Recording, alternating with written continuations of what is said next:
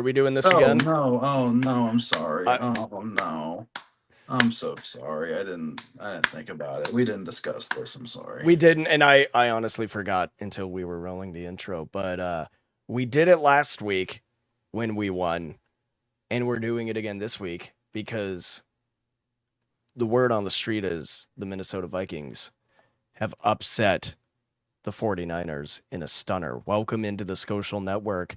Um, Brev, I think these first 2 weeks of the season are a lot more fun to make videos about than we may have expected. Yeah, this is way cooler. I definitely expect it to be kind of sad by this time a couple weeks ago. So it's cool that we are okay. I'll say You okay. know, I well, I guess I have to go right for it, and then we'll talk about the game and like our experiences because um, we we'll talk about that in a minute because I know you were working and we're a little nervous about being able to watch. But Mhm. you said last week, and I believe again on Friday, that if the Vikings were to win this game, the conversation about expectations should and would change. Are you Yeah. sticking to that? I kind of have to. So now my expectations are we're probably I thought the ceiling was 9 wins. Now that might be the floor. It might. It's only 2 weeks in, but I'll say 8 wins is the floor now. I'd That was say like this what I thought we were gonna do. Now what I thought we were gonna do is the floor. I would say seven's the floor Oh yeah. because it all depends on health and if Sam Darnold can play. He had one play yesterday that was a little bit of a classic Sam Darnold play, but also just a really freak athletic play by the one guy on the Niners who did anything yesterday in Fred Warner. Um, I don't know. Did you watch that play live? I know you were at work. Did you catch that I one was as it I was able happened to watch the entire game, thankfully. on the clock? Yeah. No, Hell yeah. no, no, No. Oh, no. busted. Get him. Yeah. The I IRS will did. be at your door momentarily. I don't know. Did that? I mean, we're kind of talking about this out of order, and then we'll talk about the game. But just because it came up, did that look as bad as it did in person? The Like, interception. or did it look more like a good Fred Warner play? Uh, it kind of looked like Sam Darnold just stared down. Like if Darnold put some more loft on it, I think he had a shot. But that's just off what I remember from the play happening. I think it was Darnold bad staring down, trying to force it, and also good Fred Warner play because he had to make a good catch. Yeah, in the moment on the big board, uh, when they played it, it looked like I guess it was just the angle because in the stadium they have interesting camera angles for replay, but it looked like he just threw it directly to him. But then Yeah. watching it back, kind of the broadcast angle, it just looked like a good play. But um, man, I was lucky enough to be at that game. This is gonna sound kind of embarrassing, but like I already texted you. But after that, was it officially a 97 or 98? What did they end up calling it? 97. 97. I saw both getting tossed out there. After that play, I definitely had tears in my eyes because there are people who go to, I wasn't like sobbing or anything, but it was just, there are people who have season tickets to teams and go for years and never get to see a play like that. And obviously it was Mhm. the second quarter. Like it wasn't the Minneapolis Miracle or the Miracle of the Med or something like that. But like to see who is almost at this point guaranteed to be a Hall of Fame receiver having 97-yard touchdown where he cuts from one side of the field to the other in person. And that wasn't the Berrien throw where it was what when Farrat threw that like a 15, 20-yard lob, maybe 30. Like Mhm. I think they said what the air distance was about 50 yards on this one. Off, because he threw it from about 4 or 5 yards deep in the end zone and it went to around the logo. So it was in the 55 range, 55 to 60 I mean, on the money. that's just as somebody who loves ball, like that's just one of those things where like you don't get to see that type of play very often in general, but then to be there, it I got a little wispy-eyed, especially being there with the kiddo. He's not gonna remember this. He's like 14 months old, but like to be able to tell him like, hey, sitting here in 15, 20 years when Justin Jefferson's inducted in the NFL Hall of Fame, be like, hey, longest play of his career, most likely, you were there for that. That was something like, dude, I'll never freaking forget. That was hype. My story of seeing that play is way more emotional. I was sitting in my chair in my office, and I was like, "Yes." I mean, well, what what were you thinking when that ball goes up into the air? Because like I rewatched the broadcast angle. Like I don't even think you could see the ball at the top of the No. screen. Like that thing's just no one knows where Mhm. that's going. You like when throws like that happen, just like the kind of the deep balls where you kind of there's that second of like really anxious, like, oh my goodness, where's the ball going when you're watching on TV. I'm sure you could see in the crowd as soon as he launched it where it was going, like, what's about to happen. But like on TV, like you have no idea what's about to happen until the ball is down in Jefferson's hands, basically. So I kind of just trusted that Justin Jefferson beat coverage, which is usually a good bet. And He I was didn't double know. covered on that, wasn't he? Yeah, yeah, he beat double coverage, and Jalen Naylor was free too. It was just a complete. So I think what happened was Jefferson was double covered. The safety that was helping over top that wasn't on that assignment bit on Jefferson too to go run with him as well, and then Jalen Naylor ran free the other way. So kind of both ways, they had at least like a 70-yard gain. And shout out to Yeah, I Jalen was Naylor too for that block I to was I get was yelling to downfield. throw it to Naylor on that because I hadn't seen Jefferson break free of the coverage, and I saw Naylor once the safety split over. I saw him going down the sideline, and I was like, oh, we're about to have another Jalen Naylor Hmm. touchdown. Second in 2 weeks.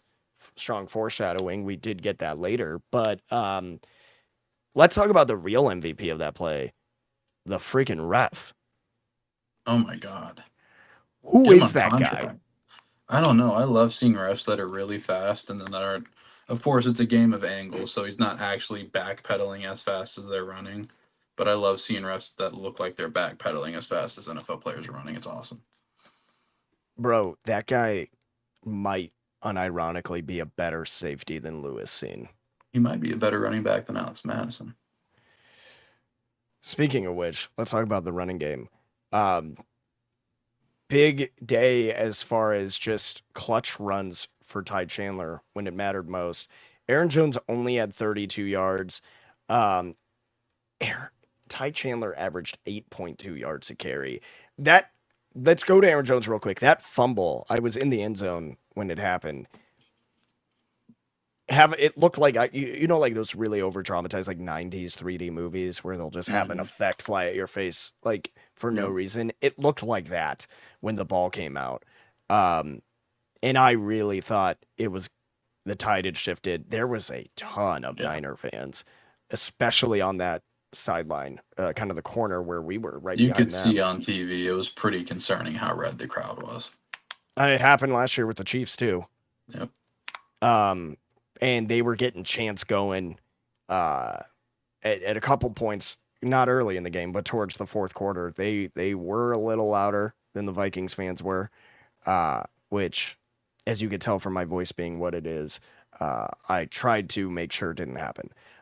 But Yeah. I never even saw the fumble. Like I still haven't seen the fumble. There was that little stretch, and maybe it's my fault because like the one time I got a little busy at work and had to help a couple things because Sunday is usually the slow day, thankfully, when I do have to work it.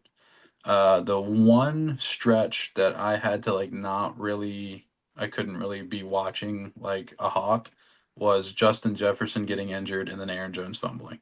Because like I would look those to are the back to back screen. plays. Yeah, I look to the screen and I see Justin Jefferson on the field, and I'm like, what happened? And then I look away, I look back, he's being helped off the field, not putting a lot of weight on his leg. I'm like, oh my God.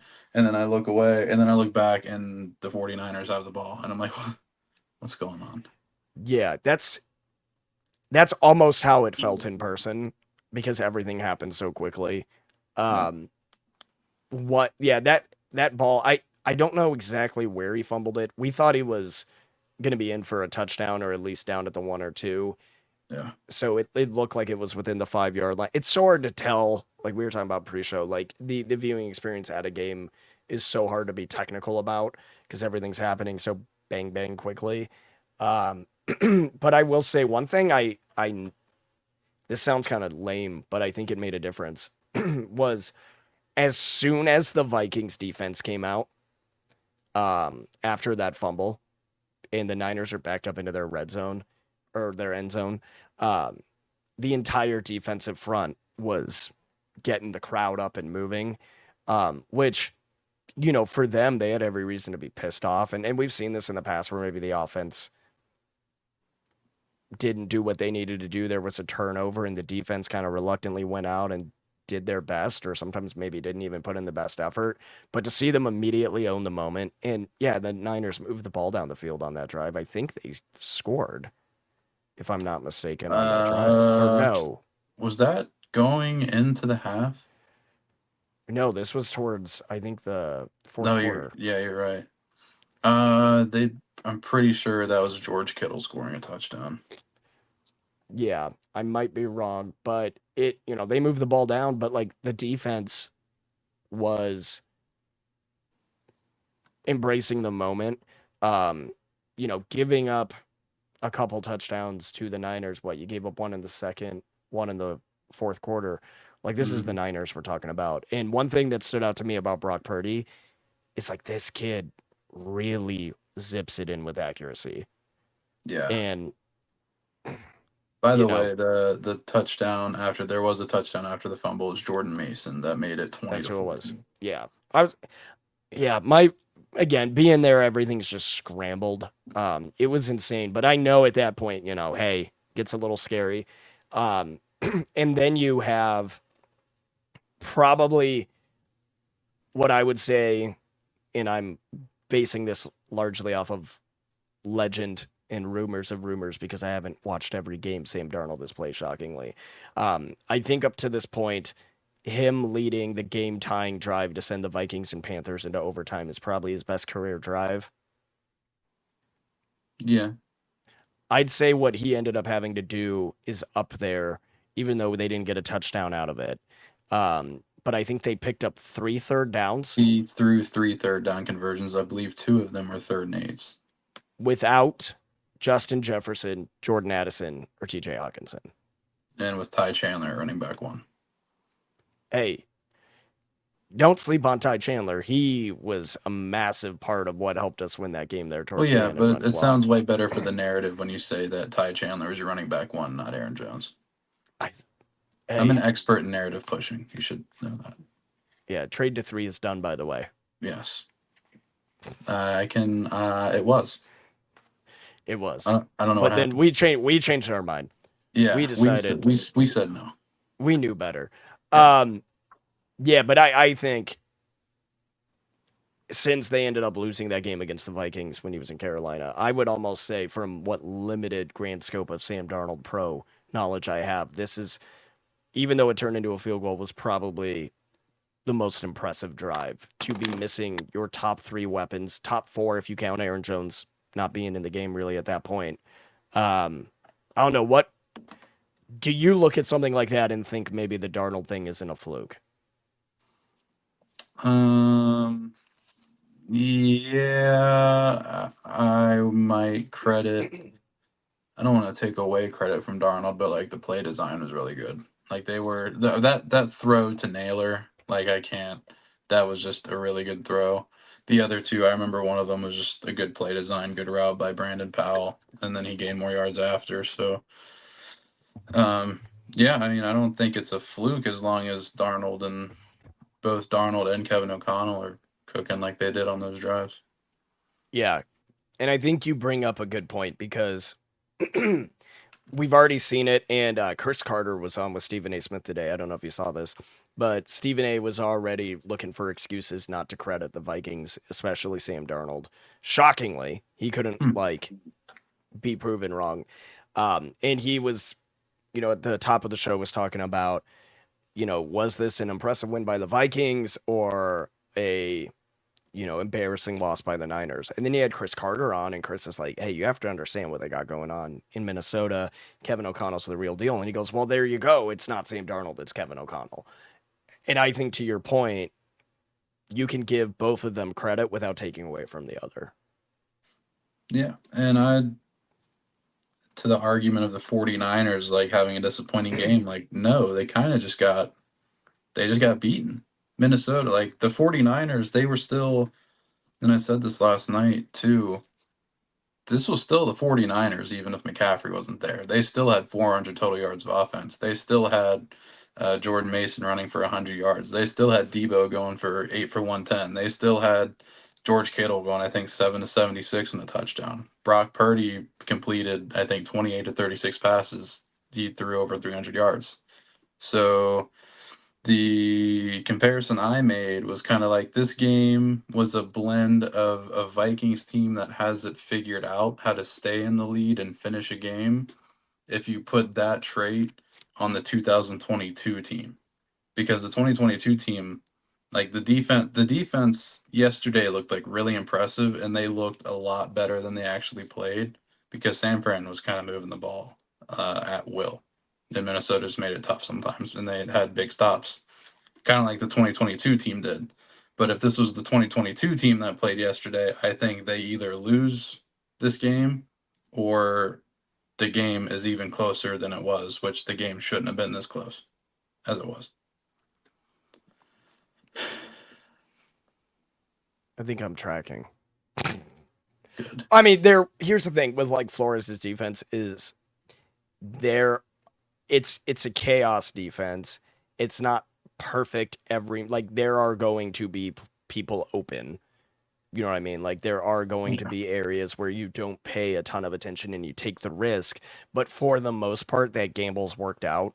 And uh we'll talk about this in a second, but obviously to kind of end the game, Will Riker, not the most impressive kick of all time, but man, it feels good to just be able to depend on those easy kicks.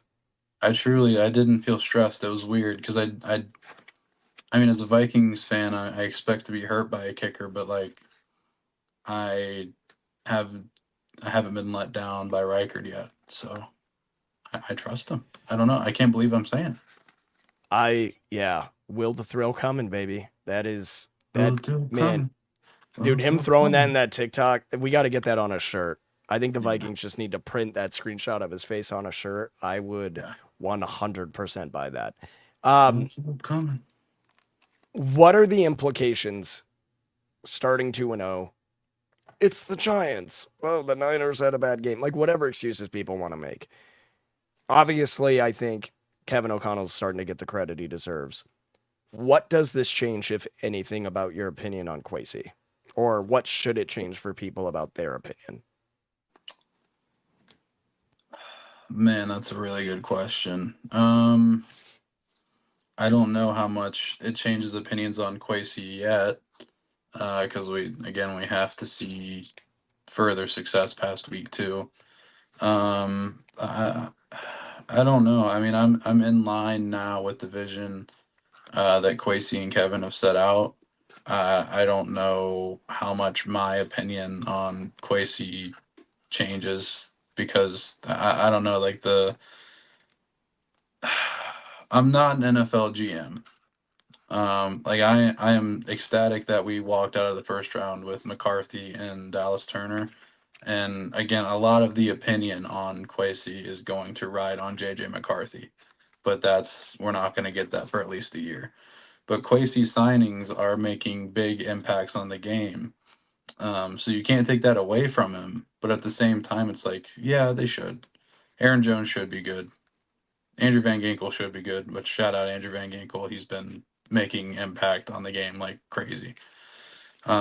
So I mean, short term, it looks good for Kwesi and the vision, and I guess the balls to move on from Kirk Cousins and Daniil Hunter and whatnot.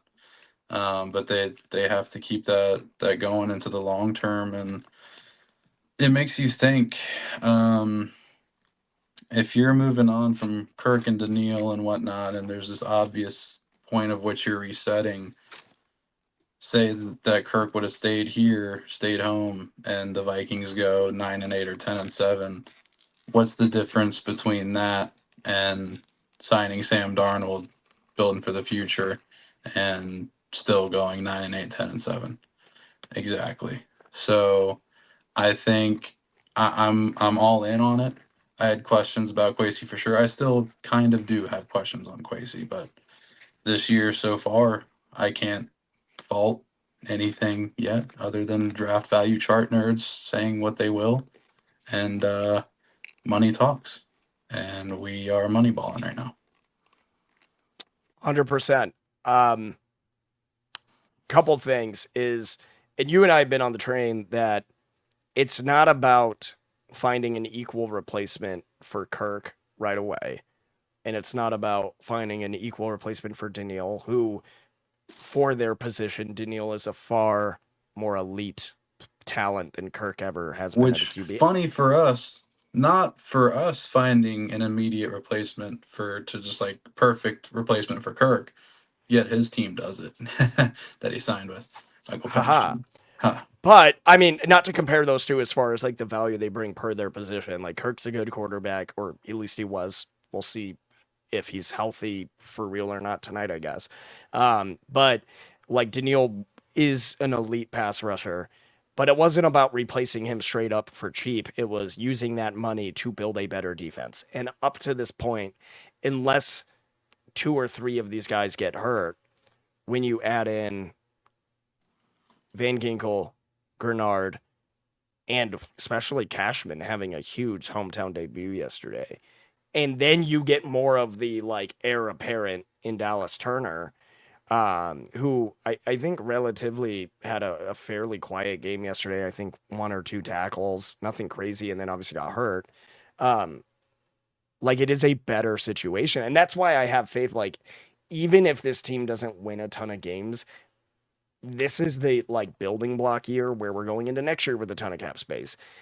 If this is what we're building around and none of these guys have like career altering injuries, I'm ecstatic about what's to come. And we've been calling it, I think our first episode literally was called Quasey Cooks the Haters. So that was the And second one. second one. Give me And another one shot. my bad, bro. The Sorry, first one I was knew Kirk it. Cousins Memorial. Yes, I forgot. Oh man, that one was a good one. It That's was. when we knew. That's when we knew before Yeah, everyone else was willing to admit it. for sure. Shout out us on that one, by the way. And who Um, told us? but I will say, um, obviously the big knock on Quasey is the 2022 draft class. Let's look at three absolute essential players yesterday. Jalen Naylor, who who was wide receiver one for a portion of that game yesterday. Only three receptions, but they were huge. 54 yards, so averaging 18 yards a catch. One of them was that massive conversion that basically sealed the game, and the other was a touchdown. Ty Chandler, 82 rushing yards on 10 carries, 8.2 yards a carry. Basically helped to milk the clock and was essential. And a guy who historically I'm not given a lot of credit to, Ed Ingram had a very good game yesterday. He had some Ed Ingram moments where he slipped up here and there, but I don't know if you looked at the PFF grades. I'm curious what those would say about Ingram, but he had some impressive reps yesterday. Some of them were going viral on Twitter. So that's three, not just like guys playing, but three guys who contributed to that win yesterday from the draft class that Quasey gets roasted over. Mm-hmm. I think that's It's because of. promising. I think it's because it. Well, I know it's because of how bad the first couple rounds were and the opportunity cost that was thrown away that you could have those players from yesterday on top of. No, 100%. I agree. I still like the scene move will go down in history, like Yeah, 100%. I don't care that Andrew Booth was bad. I don't care that he left. That pick was the right that pick. was the correct pick at the time. And he was projected to us at 12, like in many mock drafts. Like go back and look. Like that was not a bad decision to make. Mm-hmm. But I just some of Quasey's decision making, like I don't understand because he does it from a very analytical draft charty decision making process. Um, but I think what they're building, and I do think there's something to say that I think they finally got the keys to the car because this is different. The roster building and the approach and the emphasis points and the players coming in are different than what we've seen in years past. Yeah, and I can't even victory lap it too much because like when the if you like in a vacuum are asking me Kirk Cousins for $45 million or Sam Darnold for $10 million, if you asked me that a couple months ago, I would have said probably Kirk Cousins for 45 million. But now Sam Darnold for 10.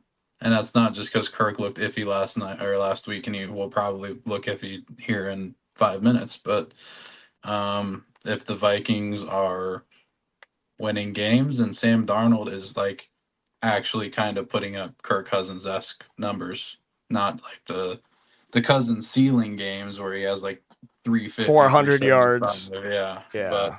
he hasn't had to do that yet. But he's having good enough games, and again, that's to our point is our porn, our point where I'm sorry, I'm so tired. To where sorry, I was thinking about the Sam Darnold ball that Justin Jefferson got me thinking. It plays into our point where, and I wrote an article about this too, but it was talking about JJ McCarthy. Humble plug. You didn't need Kirk Cousins. You didn't need somebody that was gonna exactly replicate what Kirk Cousins does. It's about more than throwing for 300 yards and 3 touchdowns in week 9 against the Atlanta Falcons. So uh, it's about winning. And Kirk Cousins never did that at any point in his career, high school, college, or NFL. So, that was really hard. I didn't mean to be that mean. But I Yeah. hope I Kirk does think well tonight. you could in theory if there was like a group chat that like you happen to have access to with a bunch of very fervent Kirk Cousins defenders. If you hypothetically clipped that and threw that in there, I'm sure that would garner a reaction or two. That's fine. Definitely would. But I mean, I'm Kirk ecstatic Cousins has about been yesterday, playing man. football for 25 years and only has one more playoff win than me, and I'm 25 years old. So We if you still think have about time, it, Brev. We still have think time to about get you it. there. Yeah, I'm actually 24, but Who's counting? me. I mean, dude, I'm well, not well. Um, I'm ecstatic about yesterday. It was really cool. Like again, like my kid's 14 months old. He's not gonna remember this, but like having him be there for his first win, he was dancing along to the fight song. Like it was so cool. But Yeah, it's so great um, to be there with you, Dad. hey, I told you to go. I said sell your kidney. I said start walking, and Start you walking. just had to repair your car. Your car means Yeah, that much to you. I need to see how long the walk to Minneapolis would have been. I don't even think it will give you a number. It probably won't. U.S. Bank Stadium. Oh, wow. You're being very specific. Got to get that exact step count down. Yeah, walk from my location. Oh, I could. Hold on a second. Uh,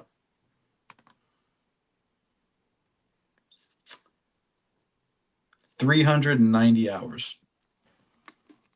It's 2 weeks. You could do it.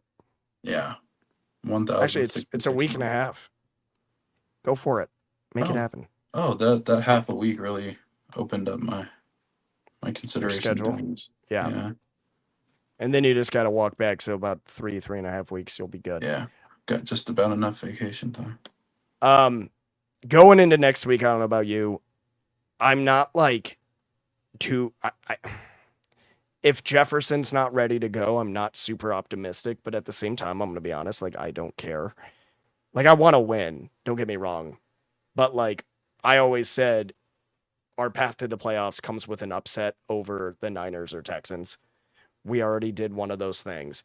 Um, I'd rather Jefferson stay healthy because when it comes down to tiebreakers, correct me if I'm wrong, but even if multiple teams in the NFC North are 2-1 next week, the Vikings will still be number one because both wins came against conference opponents.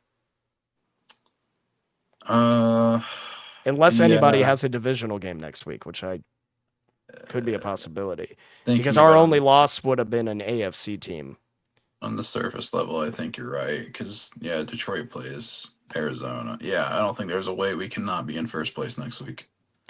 Actually, the Because Bears' because only Green loss came against an AFC team, and depends on who they play. We'll do the math and they figure that out by the next pregame show. But they play Indianapolis, so okay, so and yes, there's Green Bay plays Tennessee, and their only win was also against an AFC team. So we are kings of the North through week 3. yeah. So like, And I'm not saying I don't care about the result. I do, but I'm just saying like, if there's a game where you look at objectively and say, hey, is it worth rushing Justin Jefferson if he's not ready? I know he'll want to play, or Jordan Addison back out there. I probably wouldn't call this one the game to do that. yeah, I mean, I'm prepared for this to be a loss just because I feel like we have to. Like I just Yeah. don't. I couldn't fathom a world where we started 3-0, and that is a possibility now. Yeah. I started to realize this yesterday, probably in the first quarter. Like, I was talking to somebody behind me, and I literally said, I'm not mentally prepared to believe in this team this year. Like, I took a Yeah, mental siesta. I was going to enjoy it and just all upside, but now I care, and I am starting to believe. And I had put up a little bit of like selfish protection to avoid that. Now they and reeled I me don't want right to back feed in. in. I don't want to feed into that at all. But say you win next week, they play the Malik Willis led Green Bay Packers next week, the week after, Yeah, and but then they they just play beat the the. very unimpressive Jets the week after that, and then they have a bye week. 5-0. Then you have a really interesting matchup with Detroit, who Jared Goff. Lions fans are calling for his job. He'll be Like, there fine. is a war. There is a war on Lions Twitter of people. Like, it's literally the Kirk Cousins thing all over again, but Good. with Jared Goff. People are literally like, we want Hendon Hooker, and I'm like, I don't know if you do. You don't. I don't. I don't know. I don't Well, know if that's your I fix. want that. I want that for them really bad, but they don't want that. Could you imagine if our division comes down to Caleb Williams playing up to what he's done so far? Which I know you and I both believe in him long term, but so far, I think I saw something last night. I'm trying to remember the exact stat, but something about he had the lowest like EPA in the first two starts in NFL history or something. Was it EPA or something? Yards per attempt or It could be. I'll find it. I'll find the stat. I can't remember exactly what it was, but it was even lower than Bo Nix, which is hilarious to me on so many levels. He'll figure it out eventually, or whatever, or he'll get Bryce Young and then end up getting traded and then pull a Sam You want to Darnold. know? You want to know a fun rookie quarterback stat? Yes, JJ McCarthy has thrown the same amount of touchdowns as every other rookie quarterback this season combined. not a single one has thrown a touchdown. Nope. Not a single. Not a single. Bo Nix and Jaden Daniels have scrambled for touchdowns, but there's been no That touchdown. Bears touchdown towards the end of the game, I was It like was packing and getting out of the Khalil shower. Was that a Herbert. rush? It was Khalil Herbert rushing touchdown. Yeah, I just looked and saw him in the end zone. And I was like, oh, I just assumed it was Caleb Williams' first touchdown. So I didn't. I Yep. literally wasn't really paying attention. That is wild, Yep. man. I did one cool thing. I did get to hang out with Thor Nystrom yesterday. Um, man, just talking about the most excited person in Minnesota right now has to be JJ McCarthy. Yeah. In fact, I'll just go ahead and say it. I can verify that because Yeah. Yeah. I I was got to waiting I got I for got that. to meet his dad, Jim, who is freaking awesome. Um, and says JJ's in good spirits, focus on recovery, and he's really excited to get to play here, which Did he yeah, by I would be too. chance? Did he by chance tell you anything about his return timeline?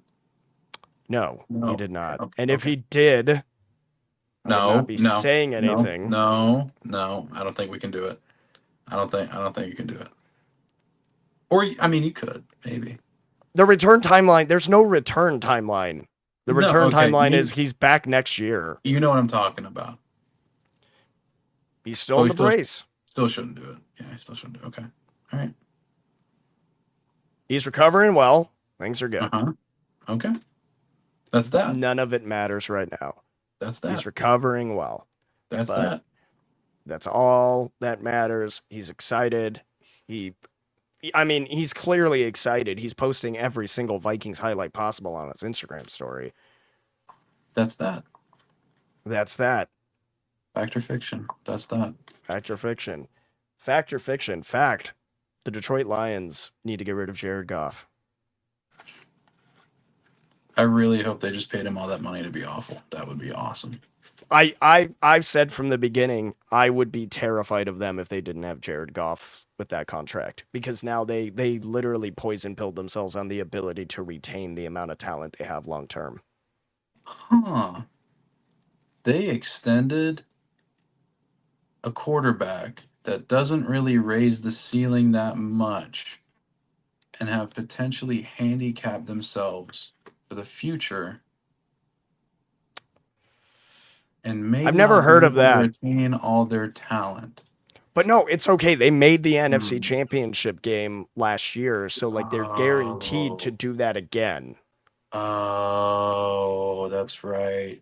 Oh, yeah, they won the Super Bowl last year when they won the NFC North. They've already. You know Yeah, what? They got it. They've already done it. good They got job. it. Um, I have to Go plug this. Lions. The Tampa Bay Buccaneers made an absolutely insane TikTok after that game. If you want to see just the funniest like bash the Lions TikTok, like we have receipts, we have your memes, we're using them against you. Go to the Buccaneers TikTok page. I posted it on Twitter and shouted them out. It is hilarious. Um, yes. Are you gonna get a Manscaped brand deal? Did I just give you an idea? No, you didn't. Trust me. I will be honest, Brev. I think the sexy lumberjack look, I don't know if that's good for Manscaped or bad. Maybe it's more leaves more to the imagination. But We should with go Dr. Squatch then. I think Dr. Squatch. I spent an embarrassing amount of money on the Dr. Squatch Star Wars collection a couple of years ago. Doesn't shock me. It was pretty fire. Not gonna lie. It's pretty sick. Anyways, yeah, dude, I'm sure we're all happy about this Vikings team. Um, yeah, just stay healthy and be consistent. I would not rush Justin Jefferson back this week if he's not 100%. I think he'll be fine. I think he'll be I'd fine. like to see him play, but I just, Me too. I in the like grand Justin scheme of Jefferson. things, I yeah, think Justin I'd like Jefferson is him. good. I think he's solid. Yeah, he's He's pretty okay. decent. He's mad. He's mad good. Man, what a season. We What a season! The season and started 8 days ago. and it's already like shaping up to be one that's going to be a potentially one of my favorites of all time, And simply for the definitely won't end at vibes. a break. Definitely won't Oh end at a no, break. never does. Anyways, we will see you guys next week. If you're excited, my voice is absolutely cracking because that's what happens when you yell. If you're excited, man, about what the Vikings are doing so far, maybe you weren't that interested in seeing them at home last week, but now your interest is piqued. Go ahead and grab some tickets on SeatGeek using code BREV or code JasonH. Pick who you think looks the most handsome today, probably Brev, to save $20 off your first order with SeatGeek and go catch a Vikings game. I will be at the Monday Night Whiteout game. I'm going to be doing a 24-hour turnaround. Shout out SeatGeek on that. Maybe I should come to that. You could make it out. That'd be freaking sick. Maybe I'll start putting money aside now. When is that? Is that November or December? December, so you got time. I Interesting. don't know. I don't know if this is. I would check tonight on one thing, and this, I guess, is advice to anyone watching this who's interested in that game. I don't know if it was a Phoenix thing or a inbound flight to Minnesota thing, but I was able to get a round trip ticket for $160, which is the main reason I bought those tickets this weekend and just went all in and said I'm going. Hmm. So I mean, obviously, leaving from DC is going to be a little different, but it could be just not a big travel day. So if you're interested in attending that game, go on SeatGeek. Also, check out what flights look like to Minneapolis that weekend. They could be pretty cheap, or I could have lucked out. Yeah, no, Northern Virginia and Washington D.C. during Christmas time totally isn't ridiculous. So, It's technically not Christmas. well, you know what I mean. It's December, it's Christmas. On that note, we will see you guys on Friday for our week 3 prediction. Bye. Won't spoil it already, but I think it'll probably be heavily dependent on the injury report later this week. We'll see you guys next week, or no, later this week. Hopefully, Brev isn't as delusional.